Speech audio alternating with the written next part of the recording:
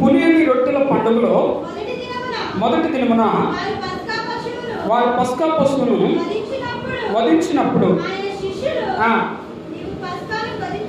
నీవు పస్కాను భుజించుటకు మేము ఎక్కడికి వెళ్ళి సిద్ధపరచవలెనని కోరుచున్నామని ఆయన అడుగా, ఆయన మీరు పట్టణంలోకి వెళ్ళి అక్కడ నీళ్ళ కుండ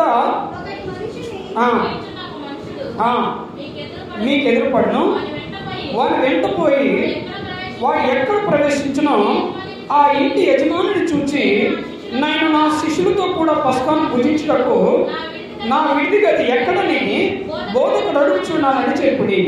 అతడు సామాగ్రితో సిద్ధపరచబడిన గొప్ప మేడగది మీకు చూపించును. హల్లెలూయా. చిన్న ప్రార్థన చేసుకుంటాం. పరిశుద్ధుడైన తండ్రి, ప్రేమగల దేవా, స్తోత్రాలు. ఆయన కొద్ది నిమిషాలు ఈ వాక్యాన్ని ధ్యానం చేయబోతుండగా ఆత్మ నడిపింపును మాకు దయచేయండి, ఆత్మ జ్ఞానం కూడా మాకు దయచేయండి. వివేకము కలిగి ఇదిగో వినగలిగేటువంటి మనస్సును ప్రభువా మాకు దయచేయమని కూడా ప్రార్థిస్తున్నారు. తోడుగా ఉండి ఆశీర్వదించి నీ సన్నిధిని మాకు తోడుగా ఉంచండి. బలమైనటువంటి నీ వాక్యం ఉచిత మేమందరం కూడా ఈ రోజున బలపడి తండ్రి, నీ రక్తాన్ని నీ శరీరాన్ని త్రాగుటకు తిరుగుటకు తండ్రి మాకు అవకాశంలో దయచేయమని కూడా ప్రార్థిస్తున్నాను.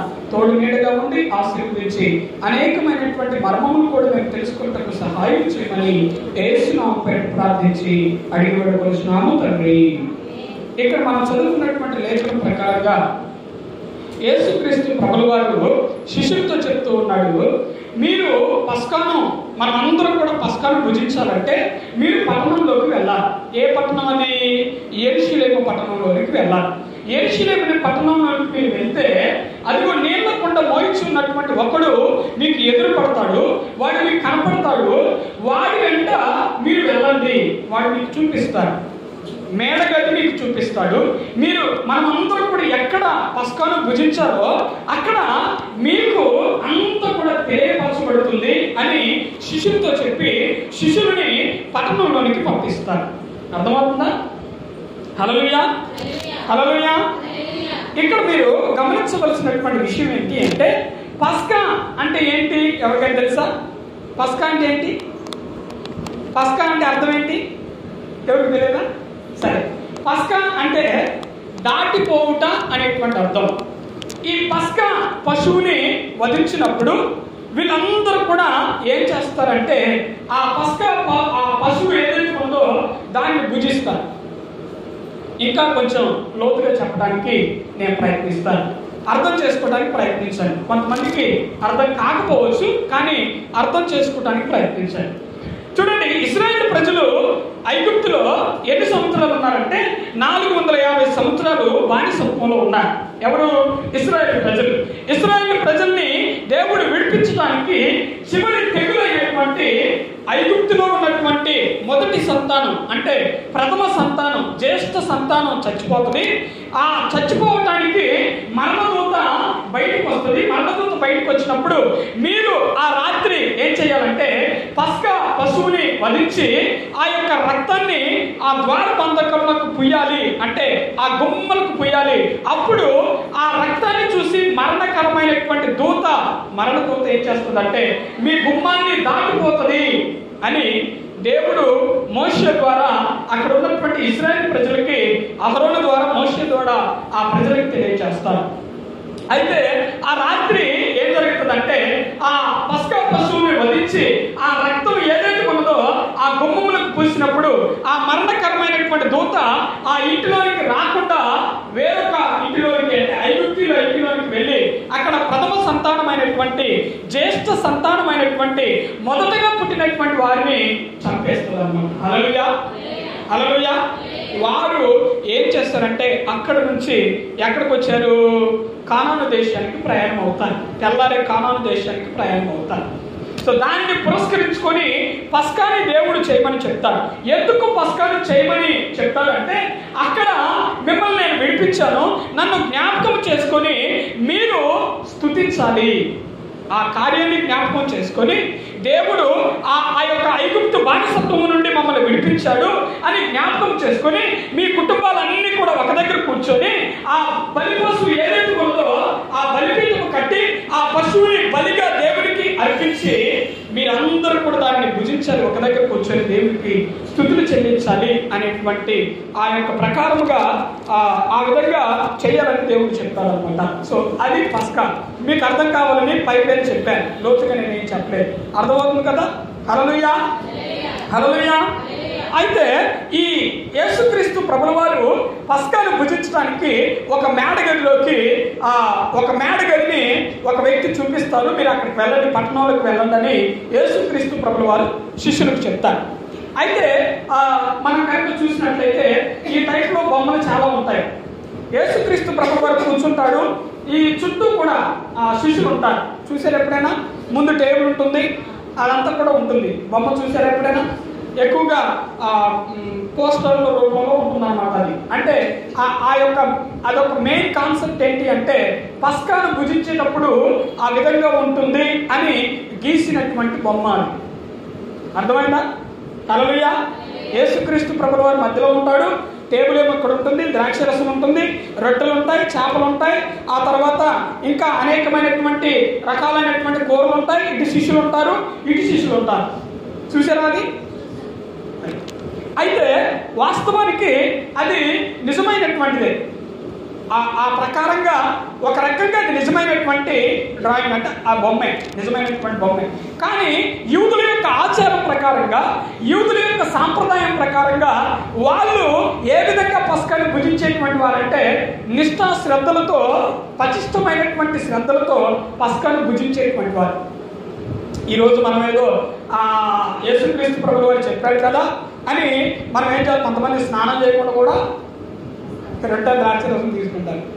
తప్ప అంటే తప్పేం కాదు, హృదయం శుద్ధిగా ఉండాలి అంతే. తప్పేం చెప్పలేదు, దేవుడు తప్పేం కాదని చెప్పలేదు. కానీ కొన్ని జాగ్రత్తలు అనేటువంటివి మనం పాటించాలి. ఒక ఫంక్షన్కి మనం వెళ్ళినప్పుడు చాలా చక్కగా డ్రెస్ నీట్గా వేసుకొని, తలస్నానం చేసి, సెట్టు కొట్టుకొని, అన్ని పౌడర్ పూసుకొని ఒక ఫంక్షన్కి వెళ్తాం. అదే పరిశుద్ధమైనటువంటి మందిరంలోకి దేవుని యొక్క రక్తాన్ని, దేవుని యొక్క శరీరాన్ని త్రాగటానికి, తినడానికి వస్తూ ఉన్నప్పుడు మాత్రం అసలు ఏం చేయకుండా కొంతమంది పాసుముఖంతోనే తీసుకుంటారు. హల్లెలూయా. ఉన్నారు, లేరు, మా దగ్గర లేరు కానీ కొన్ని సంఘాల్లో ఉన్నారు, చూసేది చాలా. హల్లెలూయా. పస్కాను భుజించడానికి కొన్ని గరిష్టమైనటువంటి పద్ధతులు వాళ్ళు పాటించేటువంటి వారు. అయితే ఆనాడు యూదులు ఎలాగో పస్కాను పాటించేటువంటి వారు అంటే, ఇప్పుడంటే మనకి డైనింగ్ టేబుల్స్ అనేటువంటివి ఎలా ఉన్నాయి? ఎత్తుగా ఉన్నాయి, 2 అడుగులు ఎత్తులో ఉన్నాయి. చక్కగా కుర్చీలు వేసుకొని ఆ డైనింగ్ టేబుల్ మీద పెట్టుకొని మనం తింటూ ఉన్నాం. కానీ వెనకటి రోజుల్లో కనుక మనం వెళ్తే, అంటే యూదుల యొక్క సాంప్రదాయం ప్రకారంగా యూదులు చేసేటువంటి ఆ భోజన పద్ధతులు ఎలా ఉండేటువంటివి అంటే డైనింగ్ టేబుల్స్ 1 అడుగు ఎత్తు మాత్రమే ఉండేటువంటివి. 1 అడుగు ఎత్తే వాళ్ళు భోజనం సాధారణంగా ఏ విధంగా తినేటువంటి వాళ్ళు అంటే పడుకొని తింటారు. వాళ్ళు మనమేమో కూర్చొని తింటాం. కొరియన్స్ కానీ లేకపోతే అటువైపు ఉన్నటువంటి వాళ్ళు దక్షిణ కొరియా కానీ ఉత్తర కొరియా కానీ వాళ్ళేమో కూర్చొని తింటారు. వాళ్ళే కూడా అడుగు ఎత్తులోనే ఉంటాయి డైనింగ్ టేబుల్స్ అనేటువంటివి. కానీ మనమేమో కూర్చొని తింటాం. యూదులు, ఆ కాలంలో ఉన్నటువంటి యూదులేమో పడుకొని తినేటువంటి వాళ్ళు. అర్థమవుతుందా? ఒక చెయ్యి తలగడ కింద పెట్టుకొని వాళ్ళు 2 కాళ్ళు కూడా చాపుకొని పడుకొని తినేటువంటి వాళ్ళు. మీరు కరుణామేడి సినిమా చూసారా? కరుణామేడి సినిమాలో ఈ పస్కాను భుజించినప్పుడు ఒక ఆమె అత్తరు తీసుకొని వచ్చి ప్రభు యొక్క పాదాలకు పూస్తుంది. అప్పుడు యేసుక్రీస్తు ప్రభుల వారు ఎలా ఉంటాడు? కాళ్ళు చదువుకొని ఒక చెయ్యి తలగడ పెట్టుకొని తింటూ ఉంటాడు. పాదాలని మరియా, మగ్ధులైనటువంటి మరియా అత్తరు తీసుకొచ్చి వస్తుంది అన్నమాట. సో అలాగిన యూదులు చేసేటువంటి వారు, పస్కాని అలాగిన భుజించేటువంటి వారు అనమాట. అయితే సాధారణంగా ఈ డైనింగ్ టేబుల్స్ అనేటువంటివి అడుగు ఎత్తు మాత్రమే ఉండేటువంటివి. అయితే ఇందులో మనం తెలుసుకోవాల్సినటువంటి విషయం ఏంటి అంటే, మనం భుజించేటువంటి డైనింగ్ టేబుల్స్ అనేటువంటివి ఇలా బల్లాకారంలో ఉంటాయి, స్క్వేర్ టేబుల్లో ఉంటాయి. కానీ యూదుల యొక్క డైనింగ్ టేబుల్ అనేటువంటిది యూ షేప్లో ఉంటుంది, అంటే రౌండ్గా ఉంటుంది అనమాట. అర్థమవుతుందా? మనమేమో ఇట్లా పొడుగ్గా వేసుకుంటాం, వాటికి వెళ్ళినా కూడా పొడుగునే ఉంటాయి. ఇదే టైప్లో ఇట్లానే ఉంటాయి, లేకపోతే ఇట్లానే ఉంటాయి పొడుగ్గా. కానీ యూదులు ఏ విధంగా ఉండేటువంటివి అంటే డైనింగ్ టేబుల్స్ రౌండ్గా ఉండేటువంటి వాళ్ళు యూ షేప్ ఆకారంలో ఉంటాయి. మనం పోస్టర్లో చూసినప్పుడేమో అది ఎలా ఉంటుందంటే స్క్వేర్ టేబుల్ లేకపోతే బారుగా ఉంటుంది. కానీ అసలు పస్కాలు భుజించేటువంటి యూదుల యొక్క సాంప్రదాయం ప్రకారంగా అయితే యూ షేప్ ఆకారంలో ఉంటుంది డైనింగ్ టేబుల్ అని చెప్పి. ఇవన్నీ మీకు తెలియాలని నేను చెప్తూ ఉన్నాను. హల్లెలూయా, హల్లెలూయా. అయితే ఈ పస్కాలు భుజించేటప్పుడు ప్రాముఖ్యంగా వాళ్ళు కొన్ని నియమాలు పాటిస్తారు.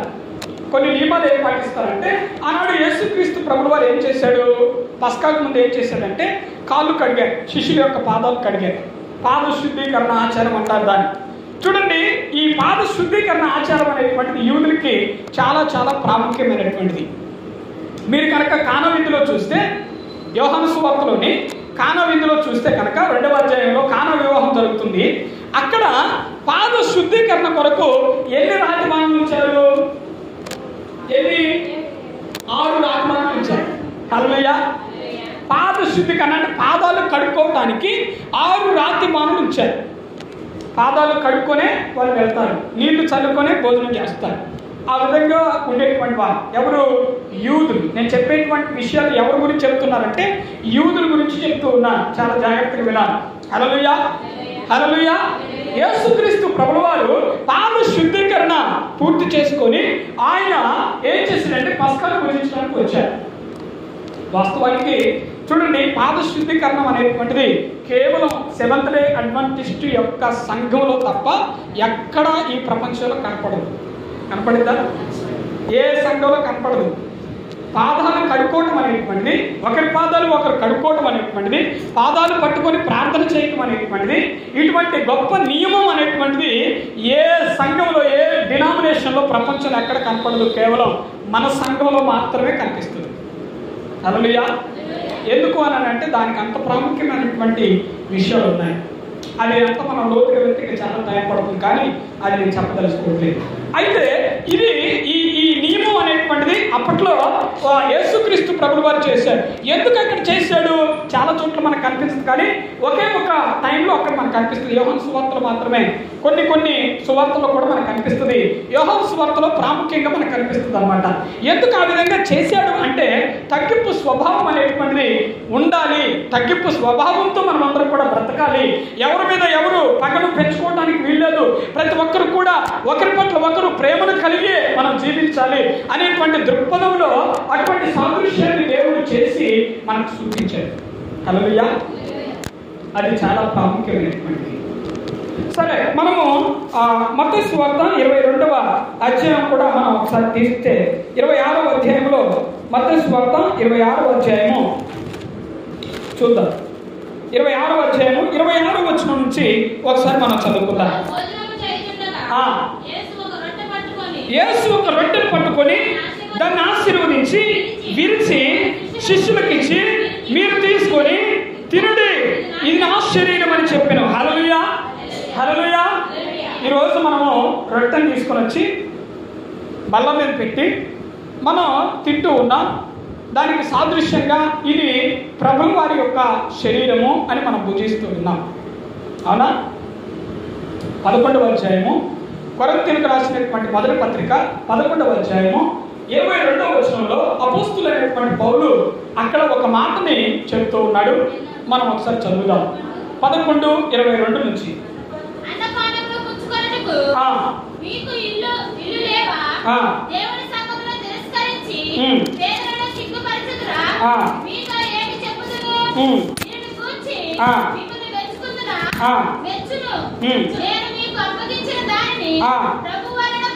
నేను మీకు అప్పగించిన దానిని ప్రభువు వలన పొందితిని.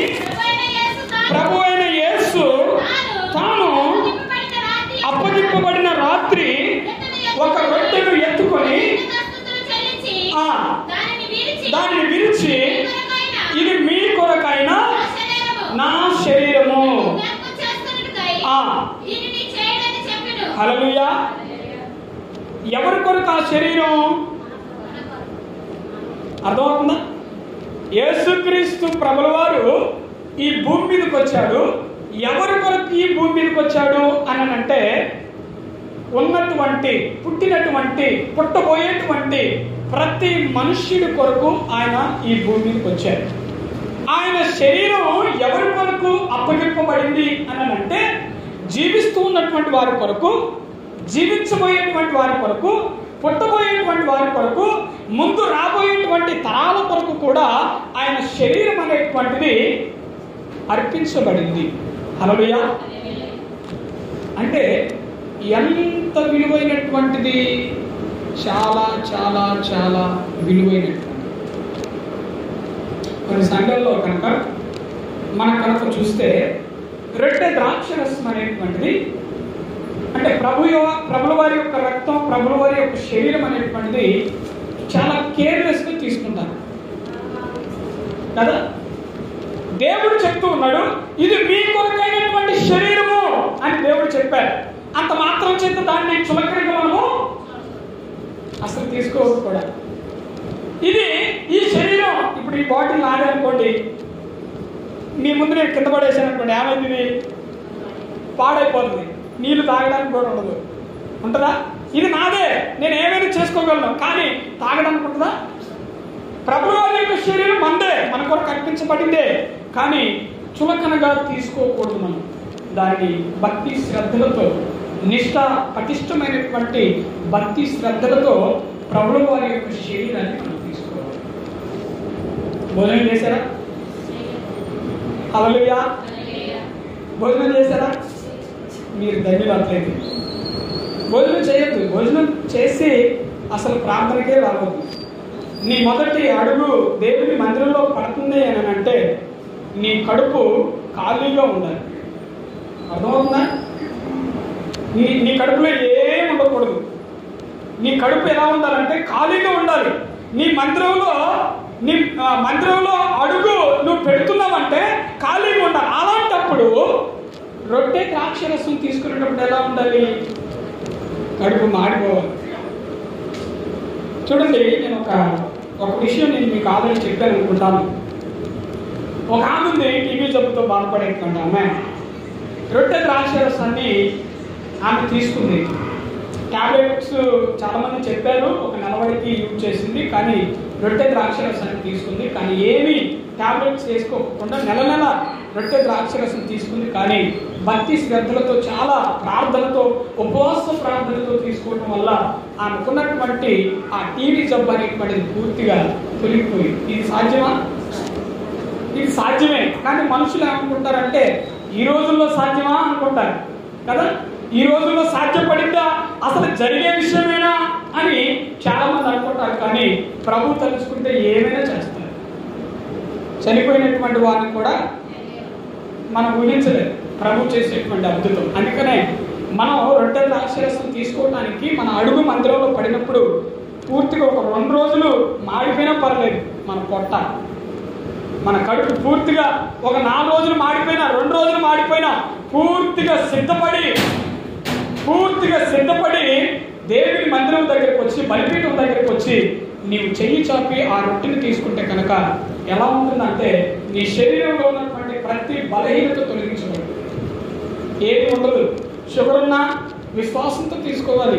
చాలామంది నా షుగర్ ఉంది, నేను ట్యాబ్లెట్ వేసుకోవాలి, లేకపోతే ఈ తగ్గిద్దా లేదని చాలామంది అనుకుంటారు. కానీ ప్రభు తలుచుకుంటే ఏమైనా ఖచ్చితంగా చేయగలరు. షుగర్ ఉన్నా, బీపీ ఉన్నా, క్యాన్సర్ ఉన్నా, ఏ రోగం ఉన్నా, అది ఏదైనా సరే, జ్వరమైనా ఏదైనా సరే అది పూర్తిగా తొలగించబడు.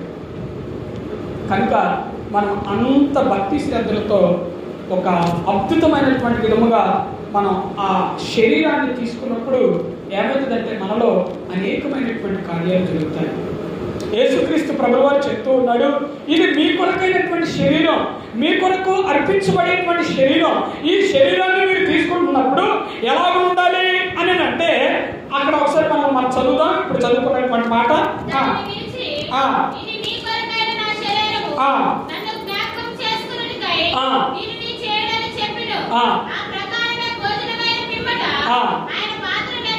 ఆయన పాత్రని ఎత్తుకొని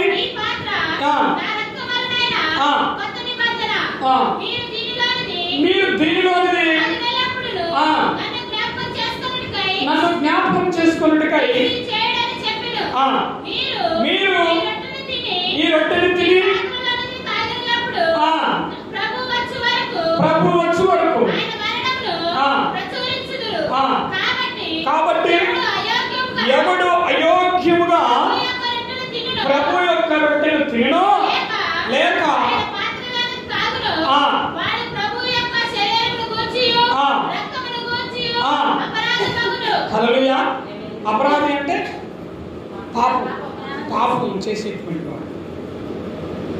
యోగ్యముగా అయోగ్యంగా తీసుకోవద్దు, అజ్ఞానంగా తీసుకోవద్దు.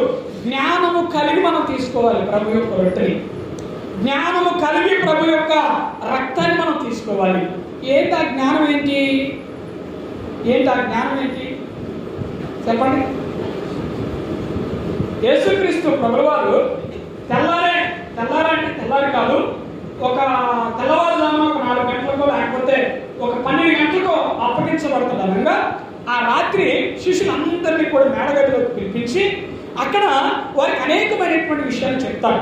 అనేకమైనటువంటి విషయాలు చెప్పి వారికి ఒక రొట్టెను ఏదైతే ఉన్నదో ఆ రొట్టెని తీసుకొని ఆ రొట్టెని పైకి ఎత్తుకొని ప్రార్థన చేసి ఆ రొట్టెని విరుస్తాడు దేవుడు. యేసుక్రీస్తు ప్రభువారు ఆ రొట్టెని విరిచి అందరికీ కూడా ఎందుకు ఇచ్చాడు రొట్టెని చెప్పండి. ఆ రొట్టెలేవా?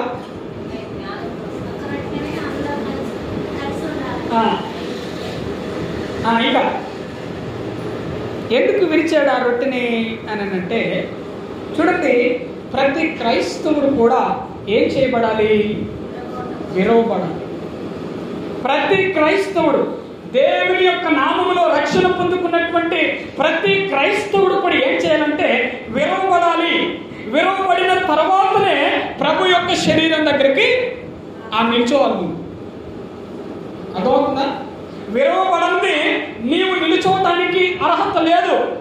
విరవబడిన తర్వాతనే విరిగి నలిగినటువంటి మనస్సు దేవుడికి ఇష్టం. అదే ఇష్టం దేవుడికి. ఎవరైతే విరగొట్టబడతారో, నలగొట్టబడతారో వారి యొక్క ప్రార్థన దేవుడు తొందరగా వింటాడు. అర్థమవుతుందా? వారు దేవుడికి ఇష్టమైనటువంటి వారు. అందుకని మనం ఏం చేయాలంటే ఎక్కువగా విరవబడాలి. ప్రభు విరుస్తున్నాడా మనల్ని అని అంటే మనం ఏం చేయాలి?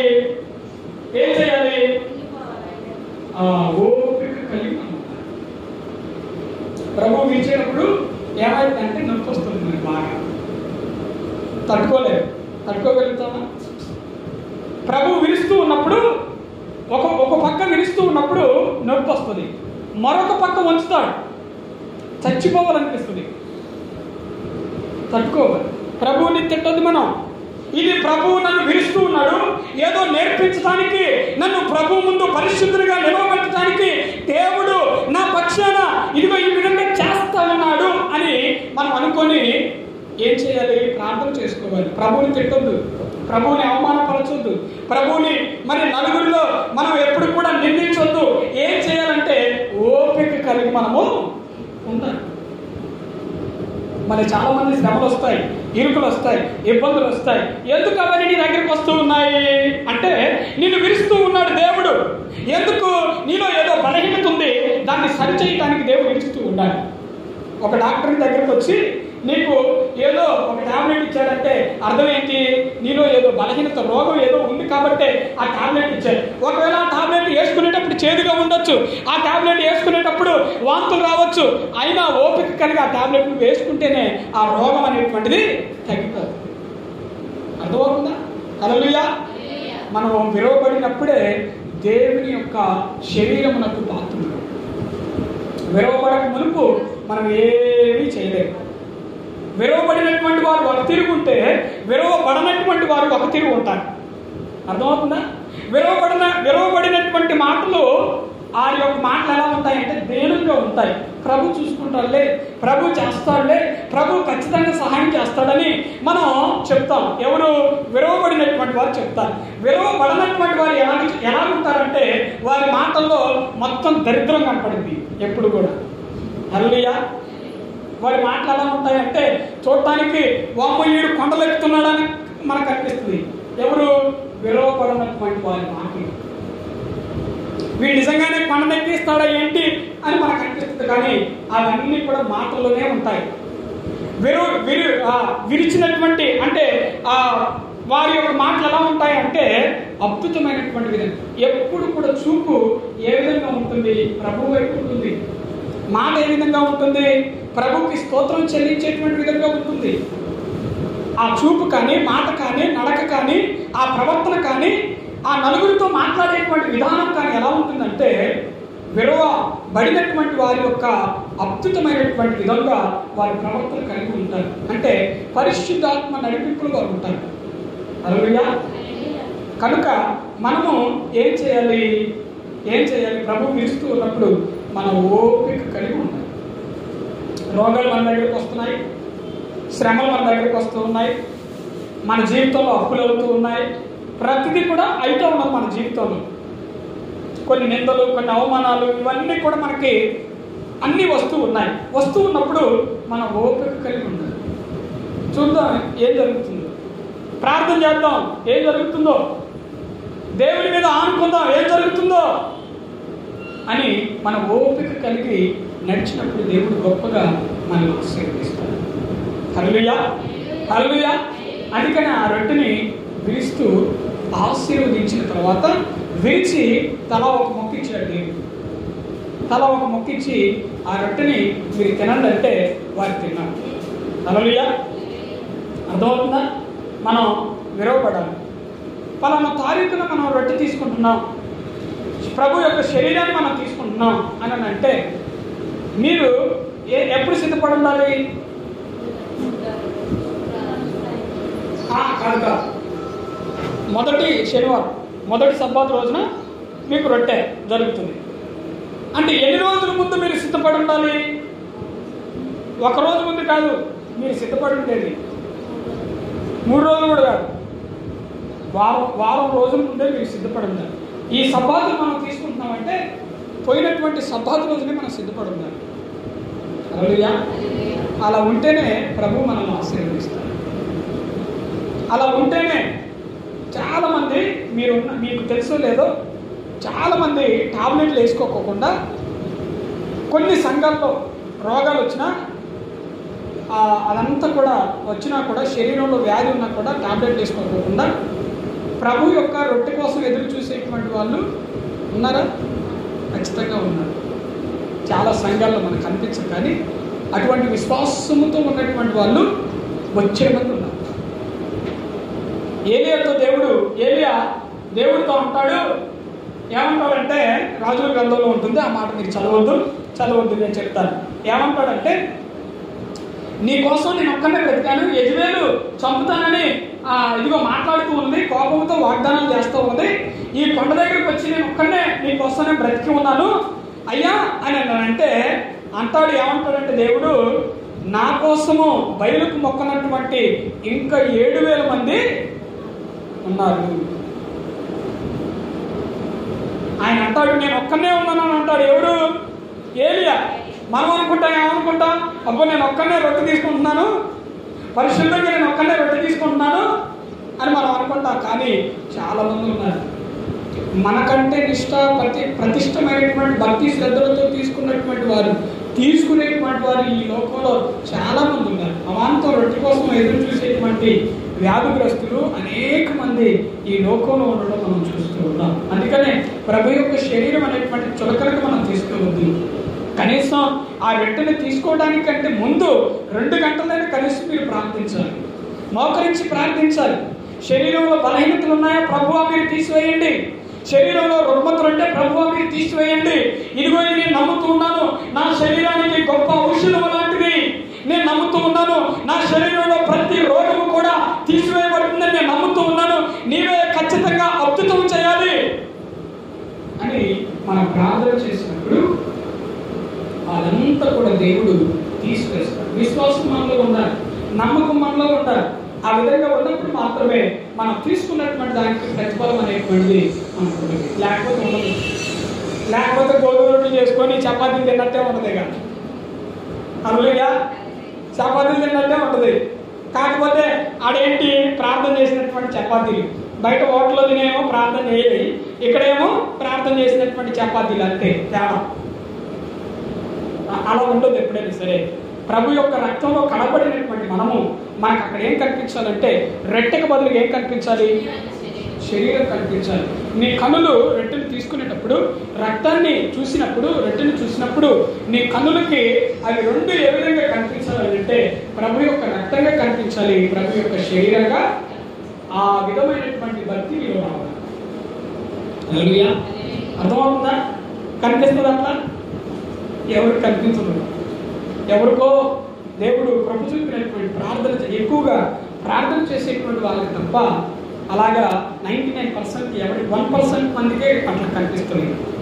ఖచ్చితంగా కనిపిస్తుందని నేను నమ్ముతూ ఉన్నాను. మీరు కూడా బాగా బలంగా ప్రార్థన చేసుకోండి. వచ్చే నెలలో ఆ విధంగా కనుక మీకు కనిపిస్తే నిజంగా మీకంటే అదృష్టవంతులు ఎవరు ఈ లోకంలో ఎవరు కూడా లేరు. ఆ విధంగా ప్రార్థన చేసుకోండి. హల్లెలూయా.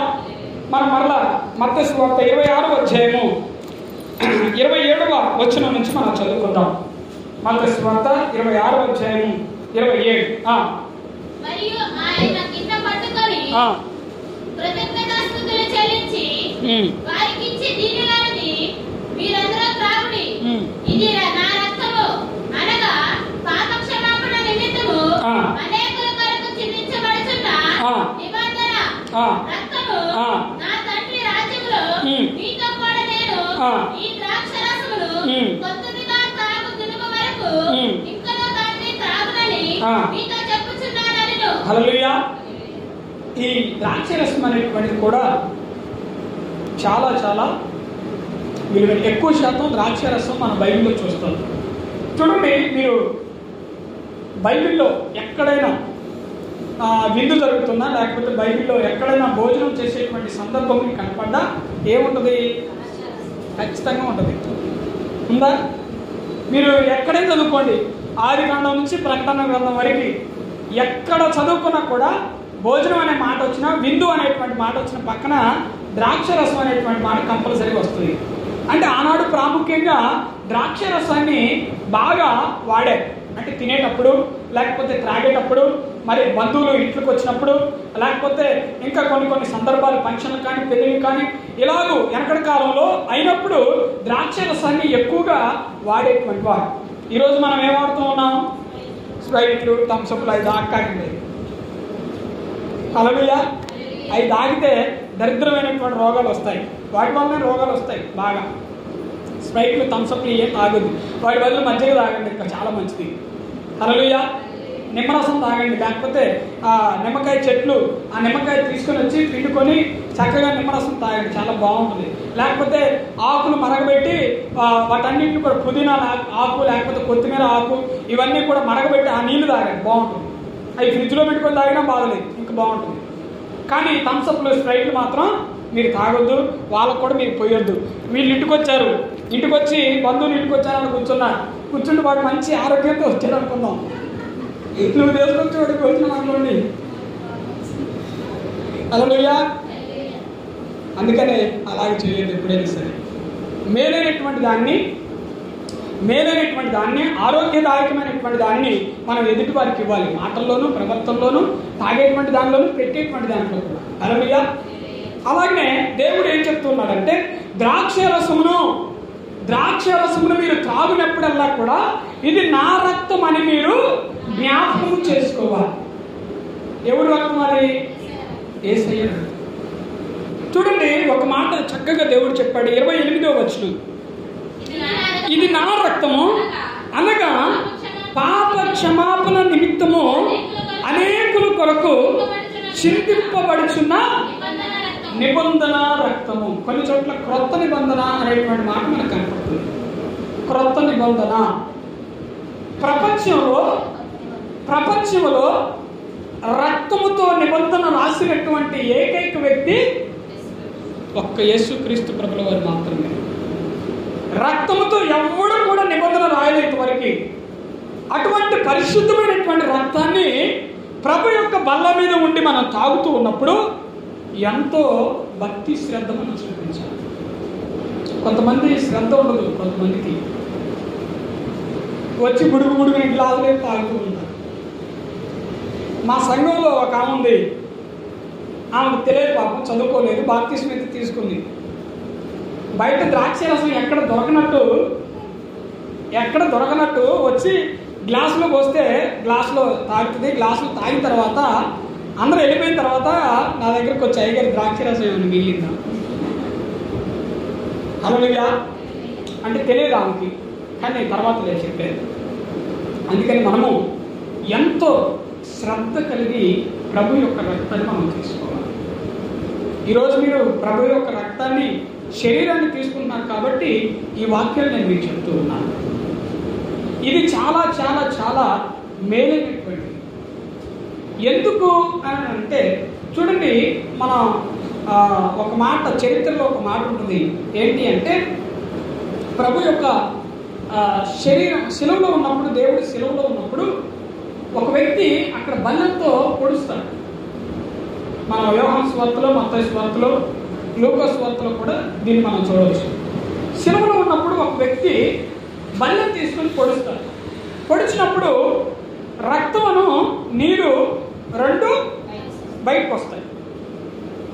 ఆ రక్తపు చుక్క బయటికి వచ్చిన తర్వాత, అంటే అక్కడ నుంచి ఆ ప్రభు యొక్క శరీరంలో దారపడుతూ ఉన్నప్పుడు ఆ పొడిచినటువంటి వ్యక్తి కట్టిపైన పడుతుంది. పొడిచినటువంటి వ్యక్తి గుడ్డే, ఒక కన్ను లేదట. జోసెఫస్ రాసినటువంటి చరిత్రలో నుంచి నేను మీకు చెప్తూ ఉన్నాను. ఒక కన్ను లేదు, ఒక కన్ను మాత్రమే ఉంది ఆయనకి. ఆ రక్తపు చుక్క ఒక 2 చుక్కలు 3 చుక్కలు అతని కంటి మీద పడగానే అతని కళ్ళు పూర్తిగా ఏమైందంటే బాగైపోయింది. హల్లెలూయా. అంత మేలైనటువంటి ప్రభు. ఈ రక్తాన్ని మనం తీసుకుంటున్నప్పుడు అక్కడ మనం ఏం చేయాలంటే శ్రద్ధ కలిగి ఉండాలి, భక్తి కలిగి ఉండాలి, ప్రభు మీద విశ్వాసం కలిగి మనం ఉండాలి. అలా ఉన్నప్పుడు మాత్రమే అది మనలో పనిచేస్తుంది, లేకపోతే పనిచేయదు. అర్థమవుతుందా? చూడండి, ఒక టాబ్లెట్ డాక్టర్ గారు మీకు ఇస్తారు తలనొప్పికి. అది తలనొప్పి తగ్గడానికి అనుకుంటున్నారా? కాదు. ఎందుకు చెప్పండి? ఇప్పుడు జలుబు చేసింది నీకు, అసలు జలుబుకు మందే లేదు, కానీ టాబ్లెట్లు ఇస్తారు. నీకెందుకు? అది నువ్వు ఒక నమ్మకం కలిగి నేను టాబ్లెట్ వేసుకున్నాను అని ఇక దాని గురించి ఆలోచన అనేటువంటిది పూర్తిగా నువ్వు తీసేస్తావు. తీసేసిన తర్వాత నీకేమవుతుంది? ఆలోచన ఉండదు. కాబట్టి ఆటోమేటిక్గా నీ శరీరం అనేటువంటిది పాజిటివ్ రియాక్షన్ అనేటువంటిది ఇచ్చిన తర్వాత అప్పుడు నీకు తగ్గేటువంటి అవకాశం ఉంటుంది. అందుకనే మనము అక్కడ నిలబడి బలిపీఠం దగ్గర నిలబడి ప్రభు యొక్క రక్తాన్ని మనం తీసుకుంటున్నప్పుడు ఒక నమ్మకం మనలో ఉండాలి, ఒక విశ్వాసం మనలో ఉండాలి. దేవుడు అంటున్నాడు, ఇది మీ కొరకు చిందించబడుతున్నటువంటి నిబంధన రక్తం. ఎవరి కొరకు? మన కొరకు అది చిందించబడింది. ఆ రక్తం చిందించబడింది, పరిశుద్ధమైనటువంటి రక్తం. అది అటువంటి రక్తం ఎక్కడ మనకి ఈ లోకంలో ఎక్కడ కూడా దొరకదు. కానీ దేవుడు మనకి అటువంటి అదృష్టాన్ని దేవుడు మనకి ఇచ్చాడు. మనం ఎంతో ధన్యులు. కనుక మనము ఆ రక్తాన్ని మనం తీసుకునేటప్పుడు భక్తి శ్రద్ధలతో కలిగి ఉండాలి. ఈ మాటని ఆ యూదుల దగ్గర చెప్తే వాళ్ళు అన్నారు, యోహాను సువార్తలో ఉంటుంది, వాళ్ళు అసలు ఈయన రక్తాన్ని, ఈయన శరీరాన్ని ఎలా తాగటం తినటం, ఇదేంటి పిచ్చి పిచ్చి మాటలు మాట్లాడుతున్నాడు ఏంటి అని చాలా మంది అసహ్యంగా చూశారు ఆయన్ని. చాలా మంది తిట్టారు ఆయన్ని. వీడు బోధ చేయడానికి వచ్చాడా, లేకపోతే ఏం చేయడానికి వచ్చాడు, మనుషుల యొక్క రక్తాన్ని తినడానికి, అసలు ఏమి నేర్పించడానికి వచ్చారు జనాలకి అని అనేకమైనటువంటి రకాలుగా యూదులు ఆయన్ని తిట్టారు, అవమానించారు, నిందించారు. లోకానికి వెళుతారు. మనకి ఏంటి? మనకి విశ్వాసంతో కూడినటువంటి శక్తి. మనం ఈ మాట మాట్లాడుతుంటే ఎవరో అన్యులు రోడ్డు మీద పోతున్నారు అనుకోండి, ఇలాంటి ప్రభు యొక్క శరీరం రక్తం అంటున్నారేంటి అని వాళ్ళకి వెర్రితనంగా అనిపిస్తుంది. కానీ మనకేంటి? ప్రభు యొక్క బలము, ప్రభు యొక్క శక్తి. అందుకనే మనం చులకనగా చేయాలి. ప్రభు యొక్క రక్తంలో కడబడినటువంటి మనము పూర్తిగా ఇంకా ఇంకా ఇంకా మనం ఆ యొక్క భక్తిలో ఎదుగుడు కొరకై అద్భుతమైనటువంటి విధంగా ముందుకు నడిచేటువంటి గొప్ప కృపను మనం పొందుకొని ఉండాలి. అందుకనే మనం ఏం చేయాలి? భక్తితో తీసుకోవాలి. టిఫిన్ చేయొద్దు, పచ్చి మంచినీళ్ళు కూడా అలవిగా మంచినీళ్ళు తాగడంలో తప్పేది లేదు. కానీ తినుబండరాలు టీ తాగకండి, ఎందుకంటే టీ దానివల్ల ఏ ప్రయోజనం లేదు. హల్లెలూయా. ఏమి తినొద్దు దయచేసి. అంటే నేనంటే మంచిగా ఆరోగ్యంగా ఉండి లేకపోతే ఇంకేదో చెప్తున్నానని అని కాదు. కానీ అసలు లెక్క ప్రకారంగా తీసుకోవాలి అని అంటే విశ్వాసంతో. నీకు విశ్వాసం ఎప్పుడు వస్తుందంటే నీ కడుపు మారినప్పుడే వస్తుంది. కడుపు నిండికి ఏమొస్తుంది? నిద్ర వస్తుంది, దరిద్రం వస్తుంది, ఆవలింతలు వస్తాయి, ఇంకేమీ పనికిమాలినటువంటి ఆలోచనలు వస్తాయి. ఇక్కడ కూర్చునే బదులు పోయి ఇంట్లో కూర్చొని హాయిగా పడుకోవచ్చు కదా, లేకపోతే ఇక్కడ కూర్చునే బదులు ఇంకేదో చేసుకోవచ్చు కదా అని కడుపు నిండితే రకరకాలైనటువంటి ఆలోచనలు వస్తాయి. అదే కడుపు మార్చుకుని ఇక్కడ కూర్చుంటే కనుక విశ్వాసం నీలో రగులుతూ ఉంటుంది. అర్థమవుతుందా? కడుపు మాడుతూ ఉంటే మంట అనేటువంటిది పైకి రగులుతూ ఉంటుంది. అలా ఉన్నప్పుడు ఏమవుతుందంటే అద్భుతమైనటువంటి విధముగా దేవుడు నిన్ను ఇంకాస్త ముందుకు నడిపించే అవకాశం ఉంటుంది.